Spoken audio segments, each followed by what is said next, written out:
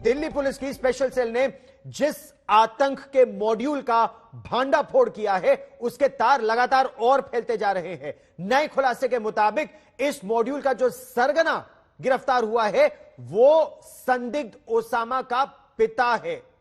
वो दुबई में एक मदरसा चलाता है। वहीं प्रयागराज का रहने वाला ओसामा का चाचा भी इस मॉड्यूल में शामिल था और वो इस समय फरार है। पुलिस ने दोनों की गिरफ्तारी के लिए बड़े पैमाने पर इस समय कार्रवाई शुरू कर दी है।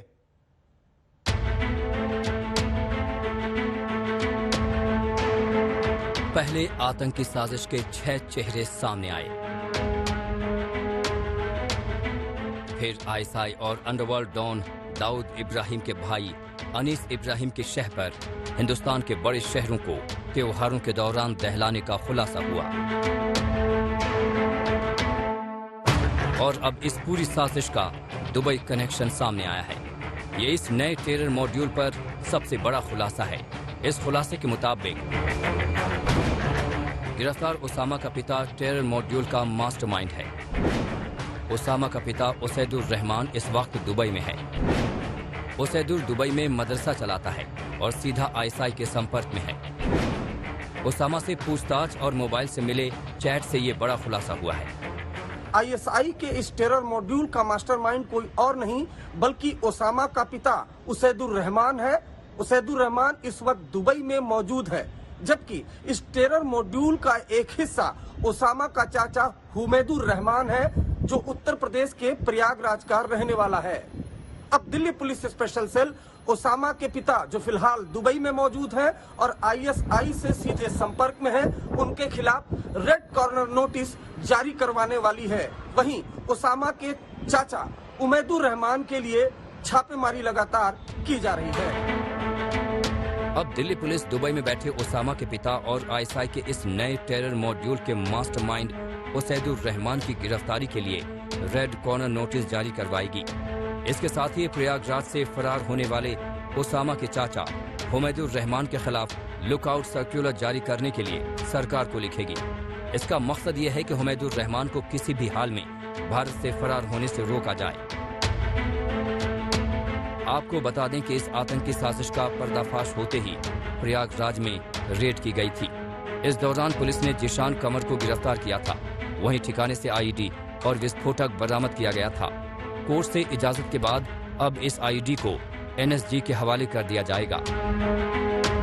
इस तरह ओमान के मस्कट, पाकिस्तान कराची और अब यूएई के दुबई तक पाकिस्तानी साजिश के तार पहुंच चुके हैं। दुबई में मास्टरमाइंड उसैदुर रहमान ने साजिश रची। वहीं भारत से ओसामा और जिशान को ओमान के मस्कट भेजा गया। फिर बोट से कराची के थट्टा कैंप ले जाया गया, जहां आईएसआई ने दोनों को ट्रेनिंग दी और फिर बोट से ही वाया मस्कट उन्हें भारत लाया गया। ओसामा दिल्ली के जामिया नगर में रह रहा था। आज तक की टीम जब उसके घर पहुंची तो दरवाजा बंद मिला। घर वालों ने बात करना तो दूर, गेट खोलने से भी इनकार कर दिया। इससे उनकी गतिविधियों को लेकर शक और गहरा गया।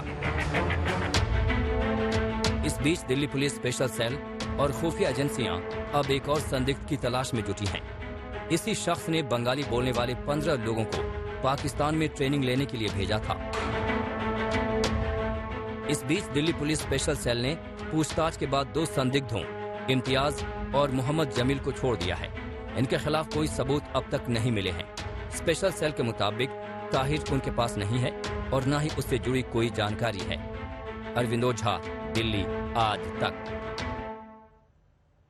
संदिग्धों से इस समय गहन पूछताछ चल रही है और पुलिस के पास लगातार नई जानकारी आ रही है, जिसके आधार पर कई जगह दबिश भी डाली जा रही है। इस बीच इस आतंकी नेटवर्क के तार पंजाब से जुड़े होने का शक भी गहरा गया है। दरअसल पिछले महीने पंजाब से कुछ आईईडी और विस्फोटक बरामद किए गए थे। दिल्ली पुलिस की स्पेशल सेल को शक है कि इस बार जो विस्फोटक मिले हैं प्रयागराज में, वो पंजाब के विस्फोटकों से खासे मिलते जुलते हैं। यानी अगर जांच इस दिशा में आगे बढ़ी तो पाकिस्तान का बड़ा आतंकी प्लान जो पूरी तरह से अब खुल चुका है, वो उसकी और डिटेल्स सामने आ जाएंगी।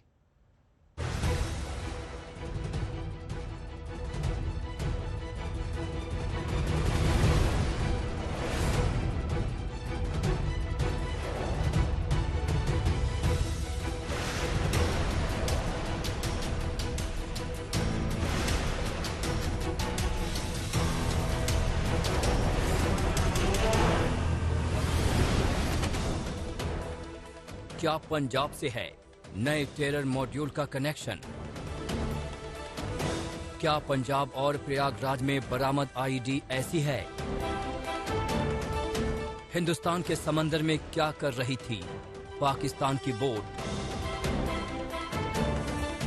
हिंदुस्तान में आतंक फैलाने की पाकिस्तानी साजिश के तार अब फैलते जा रहे हैं। दिल्ली में जिस टेरर मॉड्यूल का भंडाफोड़ हुआ उसके तार पंजाब से जुड़ने की आशंका है। दरअसल अगस्त महीने में एनआईए ने पंजाब में रेड कर टिफिन बम की शक्ल में आईडी बरामद की थी। इसके साथ साथ आरडीएक्स और कुछ पिस्टल समेत हैंड ग्रेनेड और कारतूस बरामद किए गए थे। ये सारा सामान भिंडरावाले के भतीजे जसबीर सिंह रोडी के घर से मिला था। इसके बाद पुलिस ने रोडी को गिरफ्तार कर लिया था। अब दिल्ली पुलिस ये पता लगा रही है कि क्या पंजाब से एनआईए की ओर से की गई बरामदगी का प्रयागराज से मिले आरडीएक्स और बम से कोई कनेक्शन है। पुलिस का शक इस वजह से गहरा गया है क्योंकि दोनों विस्फोटकों के बीच काफी समानता है।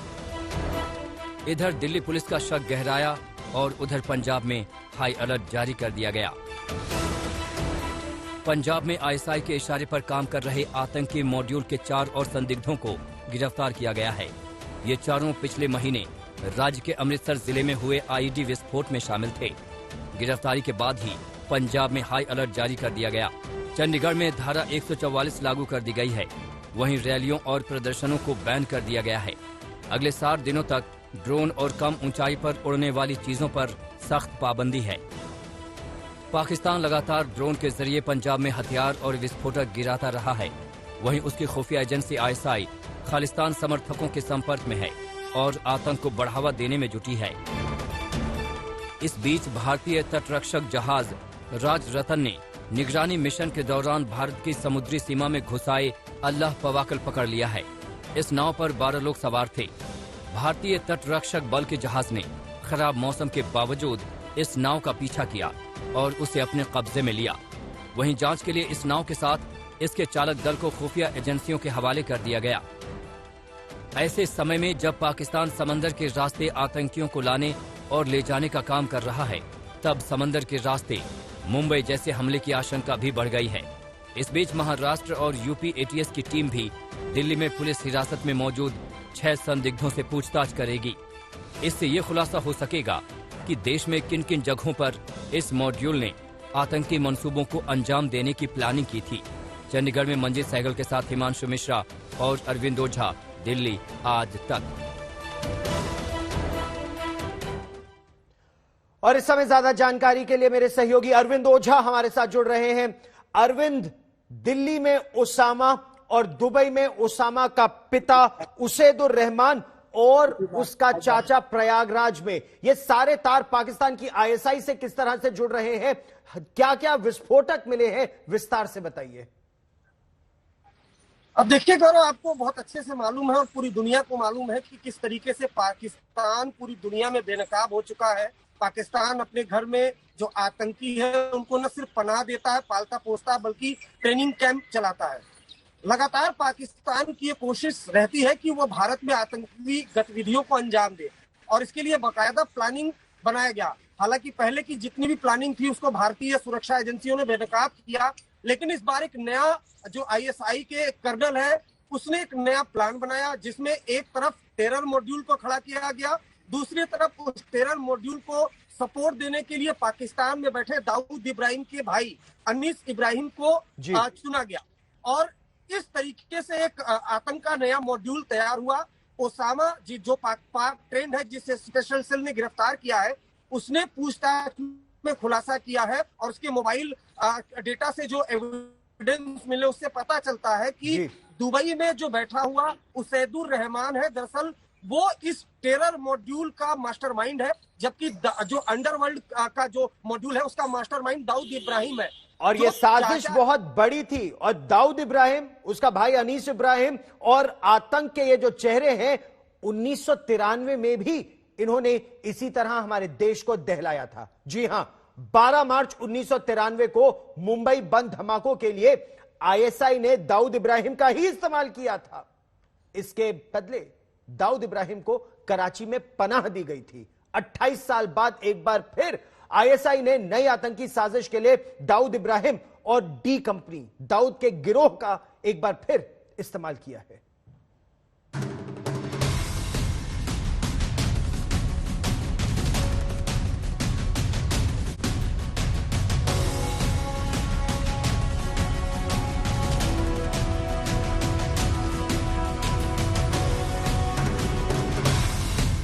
बरसों बाद दाऊद इब्राहिम की डी कंपनी और पाकिस्तान की खुफिया एजेंसी आईएसआई की टेरर पार्टनरशिप हुई है। सूत्रों की माने तो 6 आतंकियों की टीम में अंडरवर्ल्ड के एजेंट के तौर पर काम कर रहा था जान मोहम्मद शेख उर्फ समीर कालिया। आतंकियों को अपने ही मुल्क में पालने पोसने और आतंकियों को ट्रेनिंग देने के आरोप में पाकिस्तान पूरी दुनिया में बेनकाब हो चुका है। इसलिए उसने एक नई चाल चली।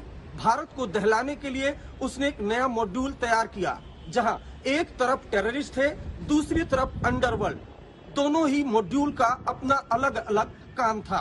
टेरर मॉड्यूल की जिम्मेदारी संभाल रहा था दुबई में बैठा ओसामा का पिता उसैदुर रहमान, जबकि अंडरवर्ल्ड की कमान संभाल रहा था दाऊद का भाई अनीस इब्राहिम। जान मोहम्मद शेख मुंबई का रहने वाला है और ड्राइवर रह चुका है। बताया जा रहा है कि गिरफ्तारी से पहले जान मोहम्मद ने अपने मोबाइल फोन से पूरा डेटा डिलीट कर दिया था। इस पूरी साजिश का जब खुलासा हुआ तो महाराष्ट्र में भी हलचल तेज हो गई। महाराष्ट्र के पूर्व मुख्यमंत्री देवेंद्र फडणवीस ने इसे देश के लिए खतरे की घंटी बताया। जिस प्रकार से देश के अंदर और विशेष रूप से मुंबई जैसी जगह आतंकवादियों का पकड़ा जाना ये खतरे की घंटी है। मुझे लगता है कि इसमें बहुत ज्यादा ध्यान देने की आवश्यकता है और ऐसे जो लोग घुसे हुए हैं आतंकवादी बनकर कहीं कहीं बैठे हुए हैं, ऐसे लोगों को ढूंढना बहुत जरूरी है, क्योंकि अब हम ऐसी घटना नहीं होने देना चाहते। सूत्रों के मुताबिक जान मोहम्मद सीधा दाऊद के भाई अनीस इब्राहिम से संपर्क में रहता था। इसके लिए वो व्हाट्सएप कॉलिंग किया करता था और अनीस के कहने पर वो बाकी के आतंकियों को आईडी और लॉजिस्टिक देने के लिए तैयार हो गया था। इसके फोन को साइबर सेल को भेजा जाएगा ताकि डिलीट डेटा को दोबारा हासिल किया जा सके। दिल्ली पुलिस ने 6 लोगों को अरेस्ट किया है। उसमें से एक आदमी धारावी मुंबई का रहने वाला है। तो उसका नाम है, आपको पता ही होगा, जान मोहम्मद अली मोहम्मद शेख। जान मोहम्मद अली मोहम्मद शेख ये आदमी धारावी में रहता था। मैं बताना चाहूँगा कि इसका काफ़ी पुराना एक रिकॉर्ड है पाकिस्तान में डी कंपनी के साथ इसके संबंध होने का। जान मोहम्मद को कोटा से गिरफ्तार किया गया था जब वो मुंबई सेंट्रल से दिल्ली के निजामुद्दीन स्टेशन के लिए ट्रेन में सफर कर रहा था। फिलहाल स्पेशल सेल ने जान मोहम्मद को 14 दिन की हिरासत में भेज दिया है। साथ ही जान मोहम्मद के परिवार से भी एटीएस और क्राइम ब्रांच की टीम पूछताछ कर रही है। हम आपको बता दें कि मुंबई के धारावी में जान मोहम्मद की पत्नी और 2 बेटी रहती हैं, जिनसे धारावी पुलिस स्टेशन में पूछताछ चल रही है। जान मोहम्मद समेत बाकी 5 आतंकियों से पूछताछ में अभी और बड़े खुलासे होने की उम्मीद है, लेकिन भारतीय सुरक्षा एजेंसियों की मुस्तैदी ने एक बड़े आतंकी हमले को नाकाम कर दिया है और पर्दाफाश कर दिया है उस साजिश का भी जो आईएसआई और डी कंपनी मिलकर देश के खिलाफ रच रहे थे। मुंबई से एजाज खान के साथ आज तक ब्यूरो। ऑपरेशन फेस्टिवल यह नाम था उस आतंकी साजिश का जिसके निशाने पर था भारत और भारत की नामचीन हस्तियां। और इस जहरीले ऑपरेशन से सीधा नाता है डी कंपनी, वो डी कंपनी जिसका एक ही एजेंडा है, भारत को नुकसान पहुंचाना।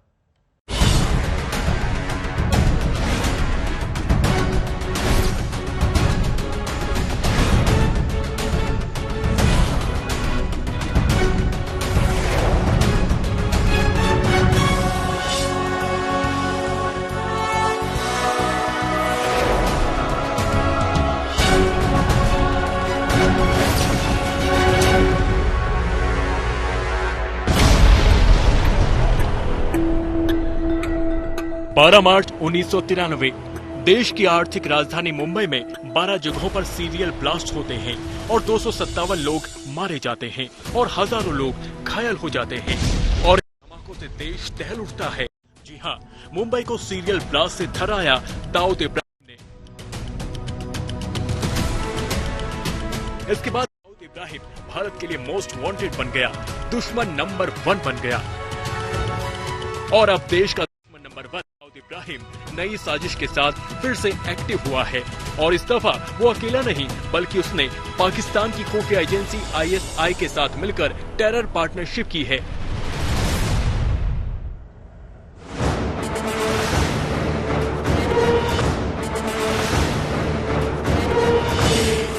यानी भारत को आतंक से दहलाने की पार्टनरशिप, और इसके लिए बनाया गया एक बेहद घातक प्लान।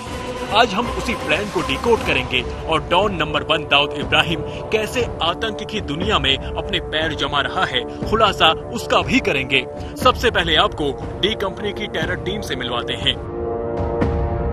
जान मोहम्मद शेख उर्फ समीर कालिया, उसामा उर्फ सामी, मूलचंद उर्फ साजू, जीशान कमर, मोहम्मद अबू बकर, मोहम्मद आमिर जावेद, ये वो नाम हैं जिनको डी कंपनी ने पाकिस्तान की खुफिया एजेंसी ISI के साथ मिलकर भारत में आतंक फैलाने के लिए तैयार किया था। इन आतंकियों के पास से RDX आधारित IED, ग्रेनेड, पिस्टल, कारतूस बरामद किए गए हैं। दाऊद इब्राहिम और ISI ने मिलकर भारत को दहलाने के लिए 2 टीम बनाई थी और इस मिशन का नाम दिया गया था ऑपरेशन फेस्टिवल। इसके तहत आतंकियों को 2 गुटों में बांटा गया था, एक हमलावर गुट जबकि दूसरा सुविधा जुटाने वाला। हमलावर गुट में शामिल आतंकियों की जिम्मेदारी ग्रीन सिग्नल मिलते ही हमले को अंजाम देना था, जबकि उससे पहले की सारी जिम्मेदारी दूसरे ग्रुप की थी। दूसरा ग्रुप ही हवाला के जरिए पैसे जुटाने और दोनों गुटों का खर्च उठाने, रेकी करके हमले की सही जगह चुनने, हमलावर गुट को मौके पर पहुँचाने से लेकर तमाम तरह की सुविधाएं जुटाने को जिम्मेदार था। ये जो चुनौतियां हैं वो लगातार हम स्वीकार कर रहे हैं और इसके पहले भी हम लोगों ने मॉड्यूल बस्ट किए हैं और आगे भी हम उस चुनौती को स्वीकार करते हुए उससे हम उस पर सफलता पाएंगे तथा ये सुनिश्चित कराएंगे कि यहाँ किसी तरह की कोई गड़बड़ी न होने पाए। अब सवाल ये कि आतंक के लिए दाऊद इब्राहिम और पाकिस्तान की टेरर पार्टनरशिप क्यों और कैसे हुई। बेहद खुफिया सूत्रों की माने तो डी कंपनी पर ISI की तरफ से भारी दबाव था। जानकारी के मुताबिक ISI ने डी कंपनी को नॉन परफॉर्मिंग एसेट यानी नकारा मानना शुरू कर दिया है। सूत्रों के मुताबिक ऐसे में दाऊद इब्राहिम के खासम खास छोटा शकील और दाऊद के भाई अनीस इब्राहिम को ISI ने कुछ करने का आदेश दिया था। इसी के बाद अनीस इब्राहिम ने आतंक की नई टीम के लिए भर्ती शुरू कर दी। सूत्र ये भी बताते हैं कि डी कंपनी ने अपनी प्रतिष्ठा को बचाने के लिए अनीस को आतंकियों की भर्ती का काम दिया और आइडिया था 26/11 जैसे एक और आतंकी हमले को अंजाम देना, और ये ऑपरेशन बेहद गोपनीय था। आपको पता ही होगा जान मोहम्मद अली मोहम्मद शेख, जान मोहम्मद अली मोहम्मद शेख ये आदमी धारावी में रहता था। मैं बताना चाहूंगा कि इसका काफी पुराना एक रिकॉर्ड है पाकिस्तान में डी कंपनी के साथ इसके संबंध होने का। लगभग 20 साल पुराना रिकॉर्ड है। हमारी नजर में ये आदमी था। जानकारी के मुताबिक अनीस इब्राहिम दहशत फैलाने के लिए इन 6 आतंकियों को हर तरह से मदद कर रहा था। भारत में डी कंपनी ने इन आतंकियों को रुपये, विस्फोटक और हथियार भी पहुंचाए, लेकिन दाऊद की टेरर कंपनी और ISI जितने खुफिया तरीके से इस ऑपरेशन को अंजाम देने में लगी थी, उससे भी तेज तर्रार निकली भारत की खुफिया टीम और वक्त रहते आतंक के मॉड्यूल को तोड़ दिया गया और बहुत बड़ा आतंकी हमला होने से बच गया। आज तक ब्यूरो। आतंकवादियों के लिए स्लीपर सेल काम करते हैं और इनमें से एक था जान मोहम्मद। यह धारावी में रहता था, लो प्रोफाइल था, लेकिन डी कंपनी यानी दाऊद इब्राहिम की कंपनी का एक खतरनाक मोहरा था। पुलिस के मुताबिक जान मोहम्मद उर्फ समीर कालिया कई सालों से डी कंपनी के संपर्क में था और सीधे दाऊद इब्राहिम के भाई अनीस इब्राहिम से आदेश ले रहा था।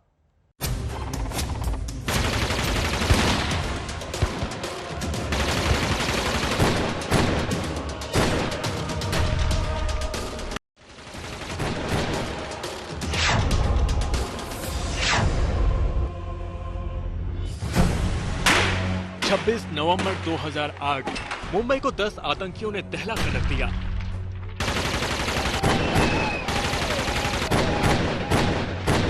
कसाब और उसके साथ आई आतंकी ब्रिगेड ने मुंबई में 160 लोगों की जान ले ली।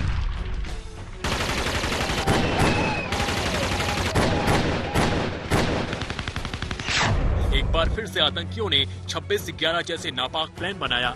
इस बार पाकिस्तान की खुफिया एजेंसी ISI और दाऊद इब्राहिम ने 6 आतंकियों की टीम बनाई और इन सभी को पाकिस्तान में उसी जगह पर ट्रेनिंग करवाई जहां से ट्रेनिंग लेकर कसाब मुंबई में घुसा था। लेकिन इस दफा साजिश का पैटर्न अलग था, क्योंकि पहली दफा दाऊद इब्राहिम की डी कंपनी और पाकिस्तान की खुफिया एजेंसी ISI की टेरर पार्टनरशिप हुई है। स्पेशल सूत्रों की माने तो 6 आतंकियों की टीम में अंडरवर्ल्ड का एजेंट के तौर पर काम कर रहा था जान मोहम्मद शेख उर्फ समीर कालिया। जान मोहम्मद शेख मुंबई का रहने वाला है और ड्राइवर रह चुका है। बताया जा रहा है कि गिरफ्तारी से पहले जान मोहम्मद ने अपने मोबाइल फोन से पूरा डेटा डिलीट कर दिया। जैसे ही इस पूरी साजिश का खुलासा हुआ, महाराष्ट्र के पूर्व मुख्यमंत्री देवेंद्र फडणवीस ने इसे देश के लिए खतरे की घंटी बताया। जिस प्रकार से देश के अंदर और विशेष रूप से मुंबई जैसी जगह आतंकवादियों का पकड़ा जाना एक खतरे की घंटी है। मुझे लगता है कि इसमें बहुत ज़्यादा ध्यान देने की आवश्यकता है और ऐसे जो लोग घुसे हुए हैं आतंकवादी बनकर कहीं कहीं बैठे हुए हैं, ऐसे लोगों को ढूंढना बहुत ज़रूरी है, क्योंकि अब हम ऐसी घटना नहीं होने देना चाहते। सूत्रों के मुताबिक जान मोहम्मद सीधा दाऊद के भाई अनीस इब्राहिम के संपर्क में रहता था। इसके लिए वो व्हाट्सएप कॉलिंग किया करता था। अनीस के कहने पर वो बाकी आतंकियों को आईडी और लॉजिस्टिक देने के लिए तैयार हो गया था। इसके फोन को साइबर सेल को भेजा जाएगा ताकि डिलीट डेटा को दोबारा हासिल किया जा सके।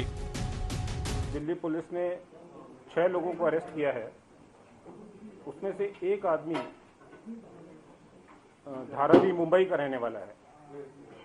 तो उसका नाम है, आपको पता ही होगा, जान मोहम्मद अली मोहम्मद शेख। जान मोहम्मद अली मोहम्मद शेख ये आदमी धारावी में रहता था। मैं बताना चाहूँगा कि इसका काफ़ी पुराना एक रिकॉर्ड है पाकिस्तान में डी कंपनी के साथ इसके संबंध होने का। जान मोहम्मद को कोटा से गिरफ्तार किया गया था जब वो दिल्ली के लिए एक ट्रेन में सफर कर रहा था। फिलहाल स्पेशल सेल ने जान मोहम्मद को 14 दिन की हिरासत में भेज दिया है। साथ ही जान मोहम्मद के परिवार से भी ATS और क्राइम ब्रांच की टीम पूछताछ कर रही है। हम आपको बता दें कि मुंबई के धारावी में जान मोहम्मद की पत्नी और 2 बेटी रहती हैं, जिनसे धारावी पुलिस स्टेशन में पूछताछ चल रही है। कुछ जानकारी नहीं दे सकते हम कि उसने कोई गलत काम कर रहा था। अब अंदर से क्या कर रहा था उसके बारे में तो आप लोगों को नहीं मालूम। बाकी जो हमारे साथ में संगत हमारे साथ में बैठना उठना रहा है तो कभी ऐसा कुछ नहीं हुआ उसका, और बहुत अच्छे से रहता है। कभी ऐसा था कि मुंबई से काफी दिन के लिए वो बाहर गए हैं या? अब ये इतना तो काम धंधे वाले हम इतनी जानकारी, मगर हफ्ते में कभी मुलाकात हो, सलाम दुआ अच्छी होती थी जी। जान मोहम्मद समेत बाकी 5 आतंकियों से पूछताछ में अभी और बड़े खुलासे होने की उम्मीद है, लेकिन भारतीय सुरक्षा एजेंसियों की मुस्तैदी ने एक बड़े आतंकी हमले को नाकाम कर दिया है और पर्दाफाश कर दिया है उस साजिश का भी जो ISI और डी कंपनी मिलकर देश के खिलाफ रच रहे थे। सूत्रों के मुताबिक ISI सीधे तौर पर अनीश इब्राहिम डी कंपनी के संपर्क में थी। यहाँ से अंडरवर्ल्ड और आतंकियों के काम बांटे गए थे। अंडरवर्ल्ड का काम हथियारों और विस्फोटकों को जांच एजेंसियों की नजर से बचकर टारगेट तक पहुंचाना था। इसके साथ ही हवाला चैनलों के जरिए टेरर फंडिंग करनी थी। दूसरी तरफ पकड़े गए आतंकियों को टारगेट की तलाश करने के बाद ID रखने की जिम्मेदारी दी गई थी। मुंबई से इजाज खान के साथ आज तक ब्यूरो।